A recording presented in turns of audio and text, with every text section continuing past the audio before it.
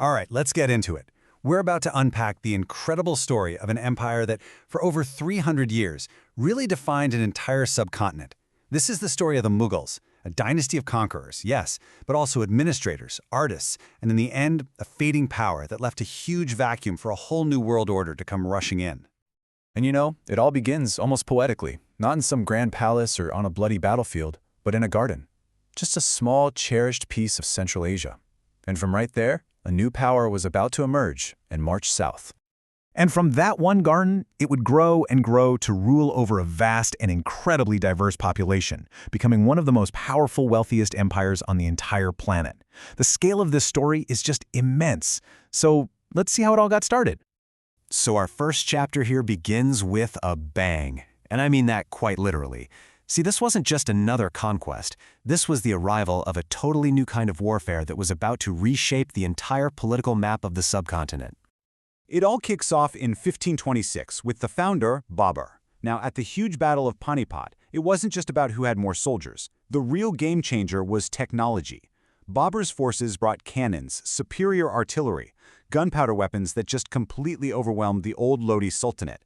And with that one victory, the Mughal dynasty was born. But here's the thing about empires, right? They're fragile, especially in the early days. And Babur's son, Humayun, he found this out the hard way. I mean, the entire imperial project came so close to ending, just one generation in. And this slide tells such a wild story of survival. After a just crushing defeat, Humayun is forced into exile. He has to flee to Persia. And to get the military backing he needs to win back his throne, he makes a purely strategic call. He converts to Shia Islam. Of course, once he gets the Persian Shah's support and retakes Delhi, he promptly switches right back to Sunni Islam. It's just a fascinating, raw look at the kind of brutal pragmatism it took to build and hold on to an empire. Okay, so after that near-total disaster, we enter what is really the Golden Age. This is the era of Akbar the Great, and it's when the empire makes this huge shift from being just a project of conquest to one of really sophisticated administration and incredible cultural fusion. This table really gives us a fantastic bird's-eye view of the dynasty at its absolute peak. We kick things off with Akbar, the great administrator. His son, Jahangir, oversaw this incredible flourishing of the arts. Then you get Shah Jahan, the master builder. And finally, Aurangzeb, who pushed the empire's borders to their absolute maximum. Each ruler really left their own distinct stamp on history. So, you might be wondering, how on earth did Akbar manage such a massive, diverse territory? Well, the answer lies in this system. The Mansabdari system was nothing short of a stroke of administrative genius. It created a loyal nobility where every single official, whether civil or military, had a rank that was directly tied to the number of troops they commanded for the emperor. It was a brilliant way to centralize control. But Akbar was so much more than just an administrator. He was a unifier. He got rid of the jizya, which was a tax specifically on non-Muslims, a huge step towards equality. He even created something called the Ibadat Khana, or the House of Worship, where scholars from all different faiths could come and debate and discuss ideas. He was trying to build a state based on mutual respect, not just simple tolerance. And this one number just brilliantly shows the limits of even an emperor's power.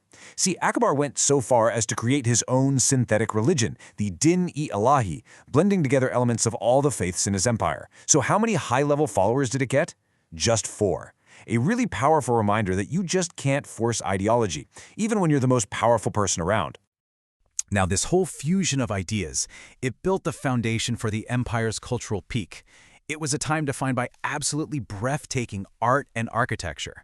But it also contained the seeds of an ideological shift that would eventually, well, fracture the empire from within. Under Shah Jahan, Mughal architecture really reached its absolute zenith. And of course, nothing captures this more than the Taj Mahal.